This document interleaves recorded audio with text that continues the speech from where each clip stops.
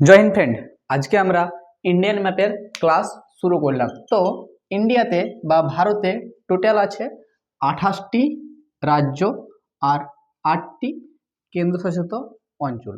তাহলে আমরা কোনখান থেকে শুরু করব? প্রথমে শুরু করব আমরা উত্তর দক্ষিণ থেকে না পূর্ব পশ্চিম থেকে? তাহলে আমরা প্রথম শুরু করব আমরা এই উপর থেকে, এখান থেকে। এটাকে আমি সেরকম কিছু লিখবো না, গুজিগুজি করবো না, তার জন্য আমি এই উপর অংশটা আমি এখানটাই এঁকে নিচ্ছি।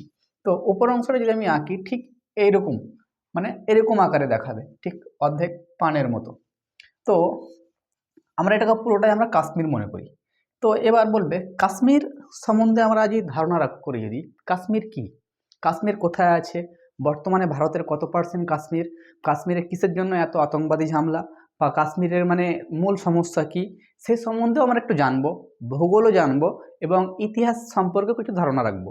তো আমরা এটা যদি কাশ্মীর ধরি, যদি এটাকে যদি, তো এখানটায় বর্তমানে 30%, বর্তমানে 30% কাশ্মীর কিন্তু পাকিস্তানের হাতে আছে। কি আছে? পাকিস্তানের হাতে। কত পার্সেন্ট? 30%। এর কিন্তু 30% এখানটায় মানে তিনটি ভাগে ভাগ করা হয়েছে। মনে করো যদি 30%-এর মধ্যে এটা হচ্ছে 10% হচ্ছে গিলগিট, 10% কি গিলগিট, 10%। আর বাদবাকি 20% হচ্ছে, এটা হচ্ছে আজাদ কাশ্মীর, একে করলাম আমি, AK-47 আজাদ কাশ্মীর। আর এটা হচ্ছে বাল্টিস্তান। কি আছে? বাল্টিস্তান। তিনটি ভাগে ভাগ হয়েছে, তিনটি 10% 10% করে, মোট 30%। আর এখানটায় রাজধানী হচ্ছে এই জায়গায়, ঠিক এই জায়গায় মুজফ্ফরাবাদ। এটাকে বলা হয় POK, পাক অকুপাইড কাশ্মীর। বর্তমানে কিন্তু আমাদের কাছে এই 30% অংশ আমাদের নেই বর্তমান অবস্থায়, এটা পাকিস্তানের হাতে আছে। যেহেতু এর জন্য ইউএনওতে কেস চলছে, পরে ওই ব্যাপারে আলোচনায় আসছি। বাদ বাকি আমরা দেখব এবার এই সাইডে 10%, 1962-তে 1962-তে চাইনার সাথে সাইনো ইন্ডিয়ান যুদ্ধ হয়েছিল। সেই ক্ষেত্রে ওরা 10% এলাকা আমাদের ভিতরে ঢুকে গেছিল। তখন থেকে ওদের কাছে 10% আছে। কাদের কাছে আছে? চাইনার কাছে। চাইনার কাছে কত পার্সেন্ট? 10%। 10%। বর্তমানে এখানটায় কোনো মানুষ বসবাস করে না, উঁচু উঁচু পাহাড় আছে এবং সেই পাহাড়ে মানুষ থাকতেই পারবে না কোনো মতেই। এবং সেখানে যে সমস্ত আমাদের নোংরা হয়, পারমাণবিক বোমার বা যে কোনো বিদ্যুৎ কেন্দ্রর, সেই নোংরা কিন্তু এখানটায় ফেলার ব্যবস্থা করা হতো, কিন্তু চাইনা ওইটা ব্যবহার করছে। আমরা চাইনার কাছ থেকে এখনও 50 বছর আমরা এটা নিতে পারবো না, কারণ আমাদের দেশকে এগিয়ে নেওয়ার জন্য কি দরকার? জিডিপি দরকার, মানুষের রোজগার দরকার, উন্নতি দরকার, টেকনোলজি দরকার, মিসাইল দরকার। আর চাইনাতে মানে এত টেকনোলজি হয়ে গেছে, এরকম মিসাইল হয়ে গেছে, কারণ ওরা আজ থেকে আমাদের ভারত থেকে 100 বছর না হলে 50 বছর পর্যন্ত এগিয়ে গেছে বিভিন্ন দিক থেকে, ইনকামের দিক থেকে হোক, টেকনোলজির দিক থেকে হোক, পড়াশোনার দিক থেকে হোক, সব দিক থেকে। তার জন্য ওদের সঙ্গে যদি আমরা যুদ্ধ করে এটা নিতে যাই যদি, তো আমাদেরই ক্ষতি হবে। আমাদের দেশের মানে যদি যুদ্ধও যদি হয়, তো দেশের স্কুল, হাসপাতাল, কারখানা সব নষ্ট হবে এবং সেখানে কাজকর্ম বন্ধ হয়ে যাবে, আমাদের দেশের ক্ষতি হবে। তার জন্য আমাদের উপকারের জন্য এটা এখন স্থগিত আছে। এরকম নয় যে আমরা আনতে পারবো না, আনতে পারবো, কিন্তু এখন আমাদের দেশের অবধি ফোকাস বেশি হচ্ছে। 10% কখন নিয়েছিল? 1962 যুদ্ধে সাইনো ইন্ডিয়ার যুদ্ধ। কী হয়েছিল? সাইনো ইন্ডিয়ার যুদ্ধ হয়েছিল। আমি বেশি লিখবো না, ম্যাপে বেশি কিছু লেখা যায় না। এবার তোমরা বলবে যে এগুলো কেন বলছো? একটু ইতিহাস জানা দরকার। যদি আমরা ম্যাপ যদি পড়তে চাই, তো আমি আগের ভিডিওতে বলেছিলাম কিছু পলিটিক্যাল ম্যাপ থাকে, কিছু থ্যামেটিক্যাল ম্যাপ থাকে, কিছু ব্যাংক ম্যাপ থাকে। তো এই ম্যাপ আগের ভিডিও করা আছে। তো আমরা এখন পলিটিক্যাল ম্যাপ দেখছি, পলিটিক্যাল ম্যাপ, এবং সেই ম্যাপে কোন স্থানে কোন বস্তু আছে, কি হয়েছিল, কি কারণে বিখ্যাত, সেটা জানবো। কিন্তু আমরা জানবো এবার এর একটু ইতিহাস। তো ইতিহাস যদি আসি, তো এটা ছিল ভারতবর্ষ মানে যখন অখণ্ড ভারত ছিল, আফগানিস্তান থেকে মায়ানমার পর্যন্ত ছিল, ভারতবর্ষের সর্ববৃহত্তম রাজা হচ্ছে সম্রাট অশোক। তখন থেকেই কিন্তু এটা সম্রাট যে অশোক ছিল, অশোক কিন্তু এখানটায় একটা শহর তৈরি করেছিল, তার নাম হচ্ছে শ্রীনগর, যেখানে জম্মু কাশ্মীরের যেটা রাজধানী বলা হয়, শ্রীনগর।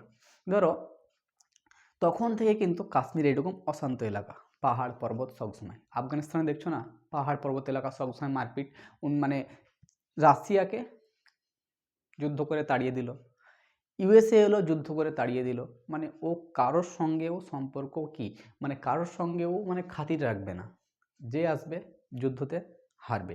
ঠিক একই রকম পাহাড় এলাকাতে ওদের হাইট একটু ছোট হয়, কিন্তু কাশ্মীর হচ্ছে এমন একটা স্থান, মানে সেখানকার মানুষ অত্যন্ত সুন্দর, হাইট চড়াও সেরকম।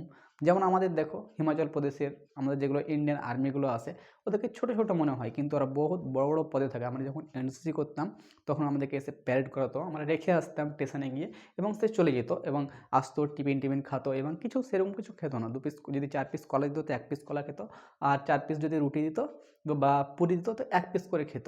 ওই খাবারটা আমরা খেয়ে নিতাম। তো এদিক দিয়ে যদি পাহাড়ি অঞ্চলে দেখি যদি আমরা, তো এদিকের হাইট ছোট, এদিকে কাশ্মীরের এদিকে যদি দেখি তো এরা ফর্সা, আবার কি হতো মানে লম্বা, এদের হাইটও চওড়া অনেক। তাহলে এরা কিসের জন্য, ভূগোলও দেখবো আমরা। তো আমরা আসি এবার হচ্ছে যে এই 30% এলাকা কবে গেল, কখন গেল। এটা 1948, 1948 খ্রিস্টাব্দে, 1947 খ্রিস্টাব্দে ভারত কি হয়, আজাদ হয় 15ই আগস্ট। 1947 খ্রিস্টাব্দে 15ই আগস্ট। কিন্তু কাশ্মীর আজাদ হয়নি সেই সময়। কেন বলবে এবার? সেই সময় কাশ্মীরে একটা রাজা ছিল।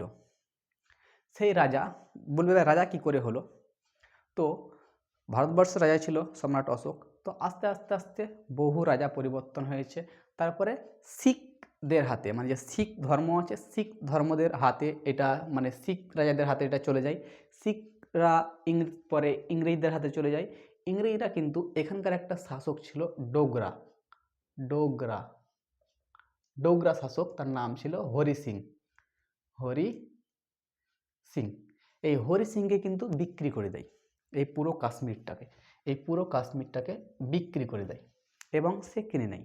যখন ভারত স্বাধীন হয় 1947 খ্রিস্টাব্দে 15ই আগস্ট, তখন বলা হয় যে এখানকার রাজাকে, সমস্ত ভারতবর্ষে তো অনেকগুলো রাজা ছিল, যেমন বাংলার নবাব ছিল, হায়দ্রাবাদের নিজাম ছিল, ওখানে উত্তরপ্রদেশের লখনৌতে অনেকগুলো রাজা ছিল। সবকে মানে অপশন দেওয়া হয়েছিল, যদি তোমরা ভারতবর্ষে থাকতে চাও তো থাকতে পারো, যদি তোমরা পাকিস্তানে যেতে চাও পাকিস্তানে যেতে পারো, এছাড়াও তোমরা যদি নিজের ইচ্ছায় একটা দেশ তৈরি করতে চাও তো করতে পারো। ইংরেজরা বলে দিয়েছিল। সেই ইচ্ছা অনুযায়ী কিন্তু কাশ্মীর কি করছে, একটা দেশ তৈরি হয়। কি তৈরি হয়? দেশ তৈরি হয় 1947-এ। ভারতের সঙ্গে যোগ হয়নি, আমি আলাদা থাকবো। এবার কি করে যে সব ভাগ হয়ে গেল 1947 খ্রিস্টাব্দে। ঠিক পরে 1947 15ই আগস্টে, ওখানে 14ই আগস্ট পাকিস্তান, এই সাইড হচ্ছে পাকিস্তান, 14ই আগস্ট পাকিস্তান স্বাধীন হয়, 15ই আগস্ট কী হয়, ভারত স্বাধীন হয়। আর ঠিক একই রকম পরে আগস্ট, সেপ্টেম্বর, অক্টোবর, এই সেপ্টেম্বর মাসে ঝামেলা শুরু হয়ে যায়। কীরকম ঝামেলা? এই পাকিস্তান থেকে, এখানে ধরো পাকিস্তান থেকে সব চলে আসে আর্মিরা এই কাশ্মীরকে মানে পুরো দখল করতে। এবার সেই ভয়ে যে কাশ্মীরের রাজা ছিল হরি সিং, এখান থেকে চলে আসে আমাদের জওহরলাল নেহরুর কাছে। যে নেহরুকে বলে যে আমার সেনা কমজোরি, আমি ওদেরকে আটকাতে পারছি না, আমার মানে জমিনের ভিতরে, আমার দেশের ভিতরে ঢুকে গেছে, তুমি সাহায্য করো। তখন জওহরলাল নেহরু বলছে না না না, আমি সাহায্য করতে পারবো না। সর্দার ভাই বল্লভ প্যাটেল বলছে ঠিক করছে। তখন বললাম ভারতের সঙ্গে যোগ হলে না, তাহলে বলছে হরি সিং বলছে এখন কি করা যায়। তখন বলছে যে এগ্রিমেন্ট সই করো, কাশ্মীরের যেটা সীমানা সেটাই ভারতের সীমানা, তাহলে তুমি ভারত দেশে থাকতে পারবে এবং এখানকার সেনা গিয়ে তোমাকে উদ্ধার করবে। তখন হরি সিং কী করে যে এগ্রিমেন্ট পেপারে সই করে। সই করার পর সঙ্গে সঙ্গে কি হয়, কিছুদিনের মধ্যে সেপ্টেম্বর মাস থেকে শুরু করে অক্টোবর মাস পর্যন্ত চলে যায় ভারতীয় সেনা। ভারতীয় সেনা যখন এই দিক থেকে চলে যায়, যখনই এদিক থেকে ভারতীয়, আমি কলমটা চেঞ্জ করি, ভারতীয় সেনা যখন এদিক থেকে যখন চলে যায়, যখনই এদিক থেকে ভারতীয় সেনা যখন যেতে শুরু করে তখন কিন্তু এরা অনেকটাই কবজা করে নিয়েছিল এবং সেই দায়িত্ব দেওয়া হয় ব্রিগেডিয়ার ওসমানীকে। কি? ব্রিগেডিয়ার ওসমানীকে দায়িত্ব দেওয়া হয়, ব্রিগেডিয়ার ওসমানী। ওসমানীকে দায়িত্ব দেওয়া হয়। সে প্রচুর দক্ষ মানে একটা ব্রিগেডিয়ার ছিল। সে কি করে যে কোনোরকমভাবে পাকিস্তানি আর্মিকে পিছিয়ে নিয়ে যায় এবং শেষ পর্যন্ত সক্ষম হয়। যেখানটায় ব্রিগেডিয়ার ওসমানী দাঁড়িয়েছিল, পাকিস্তানি সেনারা ওকে মানে এমনভাবে টোপ মেরে উড়িয়ে দিয়েছিল যে ওর কোনো ডেড বডি খুঁজে পাওয়া যায়নি। এবং তারপরে যখনই নেতৃত্ব দেওয়া মানে এতভাবে নেতৃত্ব দিয়েছিল, তারপরে একটা ব্রিগেডিয়ার যায় কালিয়াপ্পা সাব, এবং কালিয়াপ্পা সাব তখনই ওর পরে নেতৃত্ব করে। ঠিক একই রকমই টোপ চলে আসে, কিন্তু সরে যায় ঠিক 1 মিনিট বা 1 সেকেন্ডও বলা যায়, 1 সেকেন্ড দূরে সরে যায়। 1 মিনিট তো যেতে টাইম লাগবে, ঠিক ওই জায়গাতে একটা টোপ আসে, কিন্তু কালিয়াপ্পা সাহেবের কিছু হয়নি। তারপরে কিন্তু এই কাশ্মীরের 30% এলাকা কিন্তু তখন থেকে কিন্তু আছে। কিন্তু যখন হরি সিং আসে তখনই কিন্তু এগ্রিমেন্ট হয় 26শে অক্টোবর 26শে অক্টোবর 1947 সালে। 1947 সালে কিন্তু কি হয়, কাশ্মীর ভারত সঙ্গে যোগ হয়। কিন্তু 15ই আগস্ট কি হয়, ভারত স্বাধীন হয়। ঠিক 2 মাসের মধ্যে কিন্তু যখন আসে, তখনই কিন্তু সেই দিনের পরে মানে অক্টোবর মাসের পর থেকে, সেপ্টেম্বর অক্টোবর মাসের পর থেকে কিন্তু এখানটায় সেনা তখন থেকে কিন্তু মানে দাঁড়িয়েছিল। এবং তারপরে একটা ইউনিয়ন হচ্ছে যে ইউনিয়ন ন্যাশন অর্গানাইজেশন, একটা বড় সংস্থান আছে মানে, এবং সেখানটায় মানে ইন্টারন্যাশনাল একটা কোর্ট আছে। সেখানটায় গিয়ে ক্লেম করলে পরে জওহরলাল নেহেরু, সর্দার প্যাটেল সব মানে বড় বড় উকিল ছিল। মানে মনে হয়েছিল ইউএনএ তো নতুন নতুন তৈরি হয়েছে, ওইখানটায় যাবো, হরি সিং তো আমাদের ভারতবর্ষের সঙ্গে যুক্ত হয়ে গেছে, পাকিস্তানকে ইউএনএ থেকে সেনা এসে তাড়িয়ে দেবে, এবার আমাদের ভারত কাশ্মীর যোগ হয়ে যাবে। কিন্তু ইউএনও বলে যে জনগণের মতামত নিব, তারা কি পাকিস্তানে থাকবে না ভারতে থাকবে। তখন থেকে কিন্তু এটা ওয়াপ আছে, কারণ পাকিস্তান এমন একটি এলাকা যে ওইখানকার মুসলমান হিন্দু মানে যেগুলো আছে সেগুলোর ব্রেন ওয়াশ করা হয়েছে। যেমন হিন্দুরা অত্যাচার করছে মুসলমানদের উপর, মুসলমানরা অত্যাচার করছে হিন্দুদের উপর। ওরা বলতে যায় জনমত যদি করানো হতো সেই সময়, তখন বলতো আমরা না পাকিস্তানে চলে যাব। এর জন্য ওকে স্টপ রাখা হয়েছে। কিসের জন্য রাখা হয়েছে পরে আমরা বলছি। তো ঠিক 1947 খ্রিস্টাব্দে এবার ঠিক এরকম এরা কি নিজেকে যে পাকিস্তান আছে, তো এরা নিজেকে বাঘবাচ্চা মনে করে, এরকম বাঘবাচ্চা মনে করে। এবং তোমার কিছু কিছু যুদ্ধ হয়েছে, সেগুলো তোমাকে জানতে হবে। যেমন ফার্স্ট হয়েছিল 1900 কততে 1948-এ, ভারত স্বাধীন হওয়ার সঙ্গে সঙ্গে ইন্ডিয়া পাক যুদ্ধ হয়েছিল। ঠিক একই রকম 1965-তে 1965 ইন্ডো পাক যুদ্ধ হয়েছিল। ঠিক একই রকম 1971-এ ভারতের সঙ্গে কি হয়েছিল, বাংলাদেশকে আমরা আলাদাভাবে ভাগ করে দিয়েছিলাম। এই যুদ্ধতে 93,000 সেনাকে সিলিন্ডার করে আমরা প্রাইমারি স্কুলে ভরে রেখেছিলাম, যেরকম ছোটো বাচ্চাকে ডাকায় না, সেরকমভাবে রাখা হয়েছিল 93,000। তাও এদের লজ্জা নেই, আর গাছ বাই হিন্দ করবে। 93,000 সেনাকে আমরা আটকে রেখেছিলাম, এবং 93,000 সেনা তারা ছাড় করা হয়েছিল পাকিস্তান থেকে বাংলাদেশকে আলাদা একটা দেশ তৈরি করে দেওয়ার পর 1971-এ। ঠিক একই রকম 1984-তে হয়েছিল সিয়াচিনে যুদ্ধ হয়েছিল, ওকে হারিয়েছিলাম। 1999 কার্গিল, তাও হেরেছে। 2001 সংসদে এসে বোম মারে, ভারতবর্ষের সংসদের ভিতরে ঢুকে যায়, নিয়ে আতঙ্কবাদী হামলা করে বোম মারায়। 2008 আরে তাজ হোটেলে বোম মারে, তাজ হোটেল। 2019 কী করে, পুলওয়ামাতে আমাদের আর্মিকে শহীদ করে আতঙ্কবাদীর দ্বারা। এরকমভাবে ওরা কি আমাদের সঙ্গে লড়তে আসছে, কিন্তু কখনোই কিন্তু এরকমভাবে জেতা সম্ভব নয়। এবার বলবে যে এগুলো জেনে আমাদের কি হবে। এবার আমরা জানবো 1948-এর ঘটনা দেখলাম, 1965-র দেখবো, 1971-এর দেখবো, 1984-র দেখবো, 1999-এর দেখবো। আস্তে আস্তে যেখানে যেখানে যাবো সেখানে সেখানে স্থান বলে দেবো, এখানটা এই যুদ্ধ হয়েছিল, এরকমভাবে কৌশল করা হয়েছিল, এরকমভাবে জেতানো হয়েছিল, ঠিক একই রকমভাবে। তো এখানটায় আমরা কিছু কিছু আলোচনা করলাম যে 1948-এ এটা যুদ্ধ হয়েছিল, তখনই কবজা করে নিয়েছিল 30% এলাকা। এখনও পাকিস্তানের হাতে আছে। ইউএনএ বলছে জনমত করতে, কিন্তু আমরা জনমত করতে চাই না, এখন এখানটায় থাক। তা সত্ত্বেও এবার কিছু কাজ করেছে, ভোলের দিকে ফিরে আসি আমরা।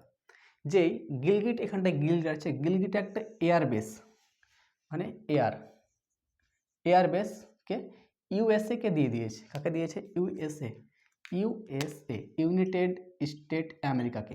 কারণ ও মনে করছে যে এটা তো আমার জমিন বা আমার দেশ নয়, ভারতবর্ষ যখন তখন এটা ফেরত নিতে পারে।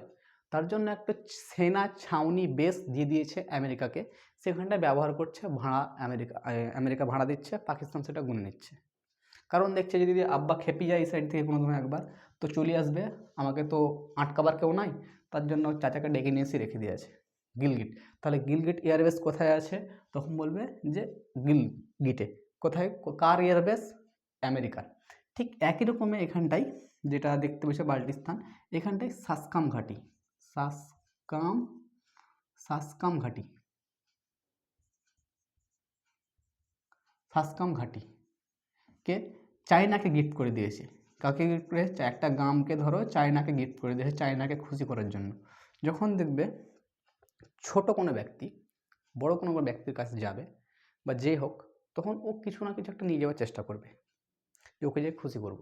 কিন্তু বড় ব্যক্তির সঙ্গে মিশবে যখন, কোনো কিছু ব্যাপার নেই, যাবে চলে আসবে ঘুরে আসবে, কোনো ব্যাপার নেই। কিন্তু কি চায়না পাকিস্তান হচ্ছে একটা ছোট একটা দেশ, চায়নার সঙ্গে সম্পর্ক করার জন্য কি করেছে? সাসকাম ঘাঁটি গিফট করে দিয়েছে। এবং সেই গিফটের দ্বারাও কি করছে ও, যে এখানে এসো, বসো, বসবাস করো। চায়না এমনকি রিপোর্টে গেছে যে এই কিছুদিন থেকে মানে চায়না সঙ্গে পাকিস্তানে মানে মানে শ্বশুর জামাইয়ের সম্পর্ক হয়ে গেছে। পাকিস্তান থেকে 10-12 হাজার প্রতি বছর মেয়েকে বিয়ে করে চায়না নিয়ে যাচ্ছে। চায়নার অবস্থা এত খারাপ, মুসলমানদেরকে এত অত্যাচার করে, চায়না পড়বো তখন আমরা বলবো। তো সাসকাম ঘাঁটি কী করেছে? চায়নাকে গিফট করে দিয়েছে। চায়না কী করেছে? গিফট করেছে। তো আমরা এতদূর পর্যন্ত যখন গেলাম, গিফট করেছে, তো গিফট করার তো নিশ্চয়ই কোনো কারণ থাকবে। সেই কারণ আমরা কিন্তু এখন খুঁজবো না, এখন আমরা আগে এগিয়ে যাব। ঠিক একই রকমভাবে আমরা 30% এলাকা তো আমরা দেখে নিলাম। এবার তারপর আমরা দেখব যে এবার বাকি যে অংশ, সেগুলোকে ধরো এখানটায়, ধরো এখানটায়, এটা পুরোটা এখন কাশ্মীর মনে করো। এখন আমি ভাগ করে নিই, জম্মু কাশ্মীর বা লাদাখ কিছু ভাগ করে নিই। ঠিক একই রকম উপরে এখানটায়, এখানটায় আছে সিয়াচিন। এই সিয়াচিনে -56 ডিগ্রি সেলসিয়াস থাকে। -56 ডিগ্রি সেলসিয়াস মানে যদি প্রেসার কুকারে যদি আলু সিদ্ধ করি, তাহলে বর্তমানে এই সময় অনুযায়ী 50 খানের ওপর সিটি লাগবে এই 56 ডিগ্রি সেলসিয়াস থাকলে পরে। ডিম সিদ্ধ করলে 100 খান সিটি লাগবে। মুখে যদি থুতু ফেলে সঙ্গে সঙ্গে জমে যায়, এত ঠান্ডা এই সিয়াচিন।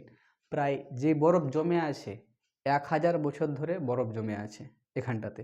এবং যখন থেকে যুদ্ধ হয়েছে, কোনো সেনা যদি নিহত হয়ে মারা গেছে, তো বরফের তলে ঢাকা আছে, যেরকম সেই অবস্থায় ছিল এখনও সেই অবস্থাতেই আছে। কারণ বরফে কোনো কিছু নষ্ট হয় না, আমরা জানি, সেই অবস্থাতেই থেকে যায়। এবং বড় বড় ধস নামে যখন, তখন বার হয়ে আসে এখানটায় সিয়াচিনে। তো এখানটায় যুদ্ধ হওয়ার একটা কারণ আছে। কখন যুদ্ধ হয়েছিল? 1984-তে। এবং এই যুদ্ধতে অপারেশন মেঘদূত চালানো হয়েছিল। কি? 1984 অপারেশন কি? মেঘদূত। মেঘদূত, এটা মনে রাখবে, মেঘদূত। কোথায়? এখানটাতে, এটা সিয়াচিন। 1984-তে সিয়াচিন একটা হচ্ছে ঠান্ডা। এখানটায় কি হতো? ঠান্ডার সময় এখানে থাকতো পাকিস্তানের সেনা, এখানে থাকতো ইন্ডিয়ার সেনা। ঠান্ডার সময় কিন্তু ওরা চলে যেত, ভারতেরও নেমে চলে আসতো। কিন্তু 1984 সালে কি এমন হলো যে যুদ্ধ হলো? তো পাকিস্তান ওরা কিন্তু বলে যে আমরা কবজা করে নেব সিয়াচিন, আমরা উপরে চলে যাব, পুরো ভারতের উপর, কার্গিলের উপর আমরা নজরদারি করব, এখানটায় যুদ্ধ করব। তার জন্য কিন্তু ওরা আগে থেকেই প্র্যাকটিস করতে লেগেছিল যে আমরা কীভাবে যুদ্ধ করা যায়। তো সেই অবস্থায় শুনে এবার একটা গোপন সূত্র আসে যে পাকিস্তান সিয়াচিনের সঙ্গে যুদ্ধ করতে আসছে। সেই খবর শুনে বা পাকিস্তান সিয়াচিনের উপর যেতে চাইছে এবং সেনা কমান্ডো করতে চাইছে, সেই খবর শুনে ইন্ডিয়ান আর্মির হাতে যায় এবং ইন্ডিয়ান আর্মি কিছু সেনা তৈরি করে। কিন্তু তার আগে একটা গুরুত্বপূর্ণ ঘটনা ঘটে যে অত ঠান্ডায় যেতে গেলে একটা ঠান্ডার জ্যাকেট আলাদা লাগবে। কিন্তু আমাদের ভারতবর্ষের সেই সময় এরকম জ্যাকেট তৈরি করা হতো না। সেই জ্যাকেট তৈরি করতো নরওয়েতে। এবং নরওয়ে যাই ভারতের মিনিস্ট্রি এবং লেনদেনের ব্যাপার করে যে জ্যাকেট তৈরি হবে, জ্যাকেট তৈরি করতে কত টাকা লাগবে, কত পিস লাগবে। সেখানটা নরওয়ে যাই, নরওয়েতে বলে আমি এত পিস জ্যাকেট নেব, 1000 পিস, এত টাকা লাগবে, এত টাকা পেমেন্ট করতে হবে। কবে দেবে? বলছে 2 বছর পর। 2 বছর পর। তখন কিন্তু আমার ডাউট হয়ে গেল, 2 বছর পর তো আমাদের সিয়াচিন যদি চলে আসে, যুদ্ধ করতে আমরা হেরে যাব। তখন বলে যে এত জ্যাকেট কেন লেট? বলছে যে পাকিস্তান অর্ডার দিয়েছে, 1 বছর 1.5 বছর হলো, ওর জ্যাকেটগুলোই আমরা কিন্তু সাপ্লাই করছি। কারণ তখন বুঝে গেল যে পাকিস্তান পুরো তৈরিতে আছে সিয়াচিনের সঙ্গে যুদ্ধ করার জন্য। তারপরে ভারতের মিনিস্টার চলে আসে, আর্মির সাথে কথা হয়, কথাবার্তার সঙ্গে সঙ্গে কিন্তু এবার বলে যে সিয়াচিনে পাকিস্তানি আর্মি চলে গেছে, এবার আমাদেরকে যেতে হবে। এবং সেই সময় যত সব মানে সেনা ছিল সবকে পাঠিয়ে দেওয়া হলো। এবং পাঠিয়ে দেওয়া যখন হলো, যখনই পাঠিয়ে তো চলে গেল, এবং চলে যাওয়ার সময় উপরে চলে গেছিলো আমাদের যত সব ইয়াং যত সেনা ছিল তাদেরকে উপরে পাঠিয়ে দেওয়া হলো, তোমাদেরকে বলো দেশের জন্য যদি শহীদ হতে চাও তোমাদেরকে শহীদ হতে হবে, কিন্তু সিয়াচিনে তোমাদেরকে যেতে হবে। সবাই চলে গেল সিয়াচিনে, এবং সিয়াচিনের উপরে গিয়ে উঠে ট্যাঙ্ক তৈরি করে, ট্যাঙ্ক মানে এরকমভাবে ট্যাঙ্ক তৈরি করে থাকার জন্য, এবং সেখানটায় কি করে যে কেউ কেউ ঘুমায়, কেউ কেউ জাগে, যে এখানটায় কেউ যেমন না আসে। কিন্তু হঠাৎ করে মধ্যরাত্রে পাকিস্তানি সেনা চলে আসে। তার কারণ আছে সেনা চলে আসার কারণ, কারণ সিয়াচিনে যখন যেতে বলেছিল, যখনই সিয়াচিনে তখন বলেছিল তোমরা রেডিও ফ্রিকোয়েন্সিতে কথা বলো না, যদি কথা বলো পাকিস্তান আর্মিরা তোমার খোঁজ পেয়ে যাবে এবং সেই সঙ্গে তোমার সঙ্গে মানে সংঘাত হতে পারে।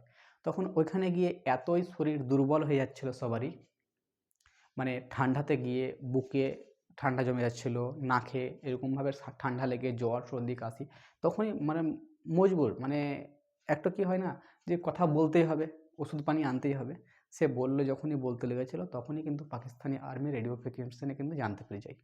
এবং সেই সঙ্গেই চলে আসে, তারপরে রাত্রেই চলে আসে যে এই ট্যাঙ্কের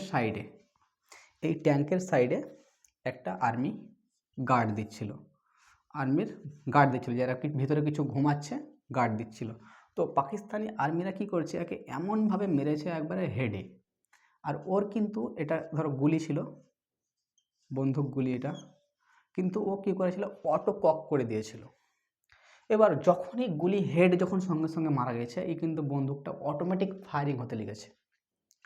অটোমেটিক ফায়ারিং হওয়ার কারণে তখনই কিন্তু এই যে সেনা যারা শুয়েছিল ভিতরে, এখানে শুয়েছিল, তারা কিন্তু বেরিয়ে গিয়ে দেখে যে হ্যাঁ চলে এসছে আব্বুর বেটাগুলা সব, বাপের বেটাগুলা সব, একবারে সবকে যতজন এসেছিল এখানটায় ধরো সবকে মেরে শেষ করে দেয়। ভারতের শুধু খালি একটাই সেনা শহীদ হয় এটা, এবং সেই সঙ্গে পুরো যত পাকিস্তানি যত সেনা ছিল সবকে মেরে দেওয়া হয়। তারপরে হেলিকপ্টারে চলে আসে খবর নিতে, যে কী ব্যাপার, খবর কী হলো যুদ্ধে। তখন দেখে যে ভারতের সব সেনাগুলো মুসলমান হিন্দু সবই তো সমান, মানে সব কেউ নামাজ পড়ছে, কেউ বসে আছে। ওরা দেখে যে হ্যাঁ এরা যুদ্ধ, উপর থেকে ড্রেস কিছু জানা যাবে না, ওরা সেই নরওয়ে থেকে যে ড্রেস নিয়ে এসেছিলো সেটা ফেলে দেয়, এবং সেই ফেলে দেওয়ার অবস্থা দেখে যে হ্যাঁ খাবার সব ফেলে দিলে, সব কিছু করে দিলে, দেওয়ার পর গুলি মেরে ধাঁধা করে উড়ান দিলে যত সব হেলিকপ্টার ছিল, কারণ ওকে ফেরে যেতে দেয়নি। ওই ড্রেস পোশাকই কিন্তু ওইখানটায় পরে সার্ভাইভ করতে লাগলাম। ওরা যেগুলোকে মেরেছিল তাদের ড্রেসগুলো খুলে নিয়ে ভারতীয় সেনারা তখনকার দিনে পড়তে শুরু করে। তারপরে অর্ডার দেয়, ভারত সরকার আসে, এবং তারপর থেকে সিয়াচিনে যুদ্ধ হয় 1984 সালে। কত? 1984-তে 1984-তে। এবং 1984 যখন সিয়াচিনে যুদ্ধ হয়, যখনই অপারেশন কী চলা হয়, মেঘদূত। ঠিক একই রকম এর নিচে আছে, এই জায়গাতে আছে কার্গিল। কি আছে? কার্গিল। এখানটায় কী হয় 1999 এটা অপারেশন বিজয় চলা হয়। কি হয়? বিজয়, অপারেশন বিজয়, অপারেশন বিজয়, অপারেশন বিজয় সিয়াচিন কার্গিল। 1984-তে হারলো, তাও কিন্তু সব কম লয়, জি না আমাকে কার্গিল পৌঁছাতে হবে। দেখতে পাচ্ছ দূরত্ব এখান থেকে কত দূর, যদি ম্যাপ থাকে অ্যাটলাস বার করে দেখতে পারবে যে এখান থেকে দূরত্ব কত, কার্গিল কোন জায়গায় অবস্থিত। মুজফ্ফরাবাদ এখানটায় রাজধানী, দেখতে পাবে মুজফ্ফরাবাদ থেকে কার্গিল কত দূরত্ব। এখানটায় ভিতরে ঢুকে যায়, আর ভিতরে কিন্তু এরকম পাহাড় উঁচু, ভিতরে ঢুকে কিন্তু উপরে উঠে যায়। এবার পাহাড়ে যুদ্ধ করতে যাওয়ার নিয়ম আলাদা। যদি পাহাড়ের চূড়ায় যদি উপরে একজন উঠে যায়, তো সেখানে ডিপেন্ড করে কোন স্থান পেয়েছে ও, সেখানে 1:7 যাবে বা 1:9। উপরে যদি একজন থাকে নিচে 9জনকে যেতে হবে, সেরকমভাবে যেতে হবে। কি হয় ব্যাপারটা শোনো এবার। পাকিস্তানি আর্মিরা কিন্তু উপরে উঠে যায়, আমাদের কিছু নজওয়ান আর্মি যারা প্রথম জয়েন করেছিল বা কিছু ট্রেনিং কমপ্লিট হয়ে কিছুদিন থাকার পর গেছিলো, ওরা যখন এই উপরে যখনই উঠতে যায়, ধরো এই উপরে যখনই উঠতে যায়, তো এই উপর থেকে সবের মাথা সামনে ফন্ডে গুলি করে মেরে দেয়। যতজনের যায় উপরে যায়, পড়তে পড়তে আসে সব মারা যায়। এই থেকে বুঝতে পারা গেল যে এরা উপরে এমন কোনো স্থানে বসে আছে যদি আমাদেরকে কভারের জন্য একজন উপরে যদি থাকে তো নিচে আমাদেরকে 10জন 11জন কিংবা 9জন আমাকে যেতে হবে। এবার ডাইরেকশন শুদ্ধ পরিবর্তন করতে হবে, কারণ যতজন গেছিলো সবেরই সামনে মাথায় চোখে বুকে গুলি লেগেছিল। তারপরে ঠিক একই রকমভাবে এরকমভাবে যাওয়া হয়, সেই কী করে যাওয়া যায় নতুন প্ল্যান হয়। এবং তখনকার দিনে তো পাহাড়ে কীরকমভাবে মানে বম বাস্টিং কীভাবে করা যায় তার জন্য শেখার জন্য ইসরায়েল থেকে লোক আসে, ইসরায়েল মানে সেনা আসে, ইসরায়েলের সেনা ট্রেনিং দেয়। সেই ট্রেনিং কমপ্লিট করার পর আমরা কার্গিলের যে যুদ্ধ ছিল সেটা আমরা জিতেছিলাম, কার্গিলের যুদ্ধ জিতেছিলাম, এমনভাবে জিতেছিলাম। তাহলে বুঝতে পারলাম কার্গিল কোনখানে, এখানটায় 1999 খ্রিস্টাব্দে অপারেশন বিজয় চালু করা হয়। এরপরে আমরা নেক্সট ভিডিওতে দেখব যে আমরা এখানটায় অনেক পাস আছে, ঘাঁটি আছে, চায়না কোন দিকে যাওয়া যাবে, মানে ভারতের মানে সীমানা বর্তমানে আফগানিস্তানের কাছে নেই, চায়নার কাছে কতখানি সীমানা, এখানটায় বড় একটা দেশ ছিল তিব্বতটা চায়না গিলে নিয়েছে, কীভাবে গিললো নেক্সট ভিডিওতে আমরা আলোচনা করব। জয় হিন্দ।